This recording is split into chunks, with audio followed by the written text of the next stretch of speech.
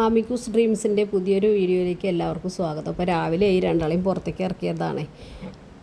അപ്പോൾ രാവിലെ തന്നെ വീഡിയോ എടുക്കാമെന്ന് വിചാരിച്ചു. അപ്പോൾ അവർ രണ്ടുപേരെയും പുറത്തേക്ക് ഇറക്കി.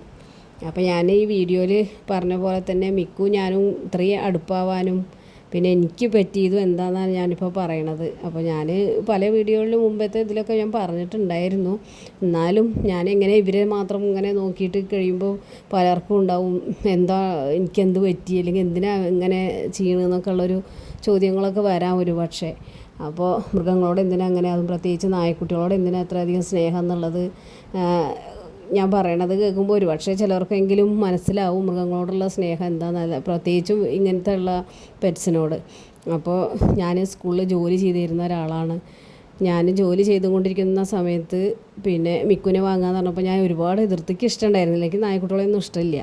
അങ്ങനത്തെ ഒരാളായിരുന്നു. കാണുന്നത് കുഴപ്പമൊന്നുമില്ല, പക്ഷെ എനിക്ക് വളർത്താൻ എനിക്ക് ഇഷ്ടമുണ്ടായിരുന്നില്ല. അല്ലാണ്ട് ഞാൻ അവർക്ക് എതിരല്ല, പക്ഷേ ഒരു ജീവികളോടും ഞാൻ ഉപദ്രവിക്കൊന്നുമില്ല. പക്ഷേ എനിക്ക് ഇവിടെ വരുന്നത് കാരണം ഞാൻ ജോലിക്ക് പോകണം, നോക്കാൻ പറ്റില്ലല്ലോ എന്നുള്ള ആ ഒരു ഇതൊക്കെ ഉണ്ടായിരുന്നു. അപ്പോൾ ഈ കുട്ടികൾ പറഞ്ഞത് നിങ്ങൾ രാവിലെ എന്തെങ്കിലും ഫുഡ് കൊടുത്തിട്ട് പോയാൽ മതി, ആ രീതിയിൽ പറഞ്ഞിട്ടാണ് ഇവരെ കൊണ്ടുവന്നപ്പോൾ തന്നെ ഞാൻ പറഞ്ഞിട്ടുണ്ട് നിങ്ങളൊക്കെ അന്ന് എല്ലാവരും നാട്ടിലുള്ള സമയമാണ്, കുട്ടികളൊക്കെ പഠിക്കുന്ന സമയമൊക്കെ അല്ലേ. അപ്പോൾ ഞാൻ പറഞ്ഞിരുന്നു ഇനി ലാസ്റ്റ് അതിൻ്റെ തലയിലാവും, വേണ്ട പറഞ്ഞിട്ട് ഞാൻ ഒരുപാട് നിർബന്ധിച്ചിട്ടുണ്ട്. അപ്പോഴൊക്കെ കുട്ടികൾ പറഞ്ഞു അത് കുഴപ്പമില്ല എന്ന്. 2 ദിവസം കഴിഞ്ഞപ്പോൾ തന്നെ മിക്കു വന്നപ്പോൾ തന്നെ ഞാൻ നമ്മളെ കയ്യിൽ കിട്ടുമ്പോൾ നമുക്കൊരു ഇഷ്ടം ഉണ്ടാവുമല്ലോ, അങ്ങനെ. അപ്പോൾ ഈ കൊറോണയുടെ സമയത്താണ് മിക്കു വന്നത്. ആ കാലത്ത് ലോക്ക്ഡൗണിൻ്റെ സമയത്താണ് അവനെ കൊണ്ടുവന്നപ്പോൾ ഇവിടെ എല്ലാവരും ഉണ്ടാവും, ക്ലാസ് ഇല്ലല്ലോ. അപ്പോൾ ഞാനും ചിലപ്പോൾ ഓൺലൈൻ ക്ലാസ് ആവും. അപ്പോൾ ഓൺലൈനിൽ ഇവിടെ ക്ലാസ് എടുക്കുക, ഉച്ചവരെയൊക്കെ പോവും. അങ്ങനെയൊക്കെ ആയി ആ വർഷം അങ്ങനെ കഴിഞ്ഞു. പിന്നെ ഈ കൊറോണ ലാസ്റ്റ് ഘട്ടത്തിൽ SLCയുടെ പരീക്ഷ ഒരു വർഷത്തെ നടത്തി. പിറ്റത്തെ വർഷവും ഇതേപോലെ തന്നെ ആയപ്പോൾ അങ്ങനെ പരീക്ഷയുടെ ആ സമയത്ത് പിന്നെ പറഞ്ഞിരുന്നു എല്ലാവരും വാക്സിൻ എടുത്തിട്ടാണ് സ്കൂളിലേക്കൊക്കെ ചെല്ലാൻ പറ്റുള്ളൂ. അപ്പോൾ ഉദ്യോഗസ്ഥർക്ക് വാക്സിൻ, അവിടെയുള്ള ജീവനക്കാർക്ക് വാക്സിൻ നിർബന്ധമാണെന്ന് പറഞ്ഞിട്ടൊരു ഇതിറങ്ങി. അപ്പോൾ ഞാൻ എന്ത് ചെയ്തു എന്ന് വെച്ചാൽ ഞങ്ങളെ മെമ്പറോട് പറഞ്ഞു എനിക്ക് വാക്സിൻ വേണം പറഞ്ഞു. അപ്പോൾ ആയിക്കോട്ടെ എന്ന് പറഞ്ഞിട്ട് മെമ്പർ രാവിലെ വിളിച്ചു, വന്നോളും വാക്സിൻ റെഡിയാണ് എന്ന് പറഞ്ഞു. അപ്പോൾ ഞങ്ങൾ സ്കൂളിൽ നിന്ന് എന്നും ഞങ്ങളെ ടെമ്പറേച്ചർ നോക്കും, വെറുതെ കുട്ടികളുടെയൊക്കെ നോക്കും, വരുമ്പോൾ നോക്കിയിട്ടേ വിടാവൂ ക്ലാസ്സിലേക്ക്. അപ്പോൾ ഞങ്ങളും നോക്കും. അപ്പോൾ എനിക്ക് യാതൊരു കുഴപ്പമില്ല, ഞാൻ വെറുതെ ഞങ്ങളുടെ ടെമ്പറേച്ചർ നോക്കുക. അത് നമുക്ക് കിട്ടണതാണ്, BRC വഴി എല്ലാ സ്കൂളിലും കിട്ടും. അപ്പോൾ അങ്ങനെ കിട്ടിയിട്ട് പിന്നെ ഞങ്ങളെന്നും നോക്കും, അന്നും നോക്കിയിരുന്നു. ഞങ്ങൾ ദിവസം നോക്കും പറഞ്ഞാൽ ഞങ്ങൾ ഇവിടെ ചെന്നുമ്പോൾ തന്നെ അവിടെ ഒരു അറ്റൻഡർ ഉണ്ട്, വെറുതെ തമാശയ്ക്ക് ഇവിടെ വരും എല്ലാവരെയും നോക്കട്ടെ പറഞ്ഞിട്ട് ടെമ്പറേച്ചർ നോക്കിയിട്ട് ഞങ്ങളതിനാണ് കയറ്റുള്ളൂ. അപ്പോൾ ഞാൻ അത്രയും ഉറപ്പ് പറയണത് അതുകൊണ്ടാണ് എനിക്ക് ഒരു കുഴപ്പമുണ്ടായിരുന്നില്ല. പിറ്റേ ദിവസം ഞാൻ വാക്സിൻ എടുക്കാൻ പോകുമ്പോഴൊന്നും എനിക്കൊരു കുഴപ്പമില്ല. ഞാൻ വാക്സിൻ എടുത്ത് വന്നു. അപ്പോൾ അവർ ടാബ്ലറ്റ് തന്നിരുന്നു, പനിക്കാണെങ്കിൽ കഴിച്ചാൽ മതിയായിരുന്നു. ഞാൻ അങ്ങനെ സ്കൂളിൽ പോയിട്ട് എനിക്ക് കുറച്ച് കഴിഞ്ഞപ്പോൾ അങ്ങനെ ഞാൻ ക്ഷീണിക്കുന്നുണ്ട്, ഒരു കുളിര് വരുന്നുണ്ട് എനിക്ക്. അപ്പോൾ പനിക്കാൻ വരിക. അപ്പോൾ അവർ പറഞ്ഞു ഗുളിക കഴിച്ചോളും പറഞ്ഞു, അവിടെയുള്ള മാഷുമാരും ടീച്ചേഴ്സൊക്കെ. അപ്പോൾ ഞാനതൊന്നൊരു പൊട്ട് ഗുളിക എടുത്ത് കഴിച്ചു. പിന്നെ തിരിച്ച് വന്നു. ബസ്സൊന്നും ഓടണില്ലല്ലോ, ഓട്ടോറിക്ഷ കിട്ടി. അങ്ങനെ വന്നു. വീട്ടിൽ വന്നപ്പോൾ ഞാൻ ഇവരോട് പറഞ്ഞു, കുട്ടികളോട് പറഞ്ഞു പനിയുണ്ട്, ഇങ്ങനെ ഇതിൻ്റെ ആവും പറഞ്ഞിട്ട് മോളോടും പറഞ്ഞു. അപ്പോൾ തന്നെ മോൾക്കും വിളിച്ച് പറഞ്ഞു, ഞാൻ അവളെ ഒപ്പം പോയി വെച്ചത്. അവളോട് വിളിച്ച് പറഞ്ഞു പനിക്കും മരുന്ന് എന്തായാലും കഴിച്ചു, അത് ആദ്യം തന്നെ കഴിക്കണം, അത്രേ പറഞ്ഞു ഞാൻ വിളിച്ചിട്ട്. പക്ഷേ പിറ്റേ ദിവസം ഞാൻ കടന്നു. അതിൻ്റെ പിറ്റേ ദിവസം ഞാൻ വിചാരിച്ചത് ഈ 2 ദിവസം വെയിറ്റ് ചെയ്തു, കാരണം ഇതിൻ്റെ പനിയാണെന്ന് വിചാരിച്ചിട്ട് ഞാനവിടെ എനിക്ക് തീരെ വയ്യ, കടന്നു. പിന്നെ ഞാൻ അങ്ങനെ ഹെൽത്തിലേക്കൊക്കെ വിളിച്ചപ്പോൾ പിന്നെ ഞാൻ ആകെ ക്ഷീണിച്ചു. ഇവിടെ ഹോസ്പിറ്റലിൽ പോയി ചെക്ക് ചെയ്ത് നോക്കും, അവരൊന്ന് വിളിച്ചപ്പോൾ പറഞ്ഞു, ആശാവർക്ക് പറഞ്ഞോളൊന്ന് ചെക്ക് ചെയ്യും. പോയിട്ട് ലാബിൽ പോയി ചെക്ക് ചെയ്തപ്പോൾ പോസിറ്റീവാണ്. അങ്ങനെ ഞാൻ വീട്ടിലേക്ക് വന്നു. അന്ന് രാത്രിക്ക് തീരെ വയ്യാതെയായി. പിറ്റേ ദിവസം നോക്കിയപ്പോൾ ആശുപത്രിക്ക് പോകാൻ പറ്റുമോ വെച്ചു. ഞങ്ങൾ പിന്നെ അങ്ങനെ തീരെ വയ്യാക്കി നീക്കുമ്പോൾ കുഴയുക. അങ്ങനെ ഞങ്ങൾ മങ്കട പോയി അഡ്മിറ്റായി, ഗ്ലൂക്കോസൊക്കെ കയറ്റി ഓക്കെ ആയി. ഞാൻ തിരിച്ചു പോന്നു. അവിടെ ഡോക്ടർ പറഞ്ഞു കുഴപ്പമില്ല, നമ്മൾ വീട്ടിൽ പോയിക്കോളും, ഒരു കുഴപ്പമില്ല പറഞ്ഞു. അങ്ങനെ ഞാൻ വീട്ടിലേക്ക് വന്നു. അന്ന് രാത്രി തന്നെ ഞാൻ കുഴഞ്ഞു വീണു. പിന്നെ ആശാവർക്കറെ വിളിച്ചപ്പോൾ അവർ മറ്റേ ഇതുണ്ടല്ലോ ഓക്സിമീറ്റർ കൊണ്ടുവന്ന് തന്നിട്ട് ഓക്സിജൻ നോക്കിക്കോളാൻ പറഞ്ഞു, ഓക്സിജൻ്റെ ലെവൽ. അത് നോക്കിയപ്പോൾ ഇതിൽ കാണുന്നത് 55, 80 ഇങ്ങനെയൊക്കെയാണ് കാണും. അപ്പോൾ അതിൻ്റെ ബാറ്ററി ലോ ആണെന്ന് വിചാരിച്ചിട്ട് ഞങ്ങൾ റിമോട്ടിൻ്റെ ബാറ്ററി എടുത്തിട്ടു. അതിലുള്ളത് അവർ പഴയത് കൊണ്ടുവന്ന് തന്നതല്ലേ, ഇവിടുത്തെ ഒരു ബാറ്ററി എടുത്തിട്ടു. നോക്കിയപ്പോഴും 85 തന്നെയാണ് കാണിക്കുന്നത്. അപ്പോൾ അവരോട് വിളിച്ച് എത്ര വേണ്ടത് വെച്ചപ്പോൾ പറഞ്ഞു 95-ൻ്റെ താഴെ വരാൻ പാടില്ല പറഞ്ഞു. മാക്സിമം 95, അതിന് താഴെ വന്നാൽ ഓക്സിജൻ ലെവൽ കുറഞ്ഞു എന്നാണ് അർത്ഥം പറഞ്ഞു. 90-ൻ്റെ ഒന്നും താഴെ പോരാനേ പറ്റില്ല പറഞ്ഞു. എനിക്ക് കാണിക്കുന്നത് 80, 85, 65 പലതും കാണിക്കുക പല സമയത്തും. പിന്നെ ഞാൻ ബാത്റൂമിൽ പോയിട്ട് അങ്ങനെ തിരിച്ച് അങ്ങോട്ട് എത്തിയില്ല, അതിൻ്റെ മുന്നേ ഞാൻ വീണു. വീണ് തല കുത്തി അവിടെ വീഴുമ്പോഴേക്കും ഇവർ പിടിച്ചു. ഇവർ അച്ഛൻ ഇവിടെ ഉണ്ടായിരുന്നു. അച്ഛൻ പിടിച്ച് എന്നെ കൊണ്ടുവന്ന് കടത്തിൻ്റെ മേല് കഴിച്ചാൽ ശരിയാവും പറഞ്ഞിട്ട് കൊണ്ടുപോയതാണ് അവർ. ഞാൻ നീക്കണില്ലല്ലോ. മങ്ങളുടെ ഹോസ്പിറ്റലിൽ അഡ്മിറ്റായി തിരിച്ച് പോകുന്നതാണ്. ഒരു വൈകുന്നേരം വരെ കടന്നിട്ടേ. അപ്പോഴൊക്കെ ഈ മിക്കു ഇവിടെ ഉണ്ടേ. അത് വേറെ കാര്യം. ഞങ്ങൾക്ക് ചുറ്റുമതിലോ ഒന്നുമില്ല. മോള് ഇവിടെ ഉണ്ട്. അവൾക്കും പോസിറ്റീവായിരുന്നു അപ്പോഴേക്കും ഈ വാക്സിൻ വെച്ചതിന് ശേഷം. അങ്ങനെ ഞങ്ങൾ തിരിച്ചു പോന്നു.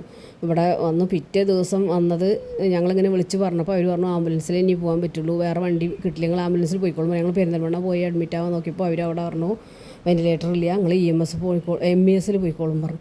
അവിടെ പോയപ്പോൾ അവരും പറഞ്ഞു വെൻറ്റിലേറ്റർ ഇല്ലയെന്ന്. അങ്ങനെ ഞങ്ങൾ എങ്ങനെയൊക്കെ പാടെ പിന്നെ ഹോസ്പിറ്റലിൽ ഇവരെ കയ്യും കാലും പിടിച്ചിട്ട് ഇവരിവിടെ എന്നെ അഡ്മിറ്റാക്കി. ഞാൻ പോകുമ്പോൾ എൻ്റെ മിക്കുട്ടൻ എന്നെ കൊണ്ടുപോകുമ്പോൾ വണ്ടിയിലല്ലേ കൊണ്ടുപോകണേ, അവളിവിടെ കെട്ടിയിട്ടുണ്ട് ഈ ജനലിൽ. കുട്ടി ഭയങ്കര കരച്ചിലായിരുന്നു. അപ്പോൾ ഞാൻ അവനോട് ഇങ്ങനെ ഞാൻ നടന്നിട്ട് തന്നെ പോയത്. അപ്പോൾ പിന്നെ ഞാൻ അവനോട് ഇങ്ങനെ ഒന്നുമില്ല കൂട്ടാറിഞ്ഞിട്ട് അവനെ ഞാൻ ആശ്വസിപ്പിച്ചിട്ടാണ് പോയത്. അപ്പോൾ അവനെ ഇറുക്കി പിടിക്കാൻ നോക്കി. പക്ഷെ അപ്പോഴേക്കും മോള് പിടിച്ചു അമ്മ പോയിക്കോളും പറഞ്ഞിട്ട് അങ്ങനെ ഞങ്ങൾ വണ്ടി കയറി പോയതാണ്. പിന്നെ ഞാൻ അവിടെ നിന്ന് ആ ഒരു പോയത് എനിക്ക് ഓർമ്മയുള്ളൂ. പിന്നെ ഞാൻ വെൻറ്റിലേറ്ററിലാണ്, ഒന്നും ഓർമ്മയില്ല. പിന്നെ ഡോക്ടർമാർ പലതും നോക്കി വലിയ ഇഞ്ചക്ഷനുകൾ എടുത്ത് കൂടെ കിടക്കുന്നവരൊക്കെ മരിച്ചു പോവുക. ആ ഒരു ടെൻഷൻ എനിക്ക് ഭയങ്കര പ്രശ്നമായി. പിന്നെ ഒരു ദിവസം ഒരു ഡോക്ടർ വന്ന് പറഞ്ഞു, മോനെ വിളിച്ച് പറഞ്ഞിട്ട് പറഞ്ഞു ഡോക്ടേഴ്സായിട്ട് കോൺടാക്റ്റ് ഉണ്ടായിരുന്നു. അവൻ ഗൾഫ് പോയിട്ടുണ്ടല്ലോ അപ്പോഴേക്കും.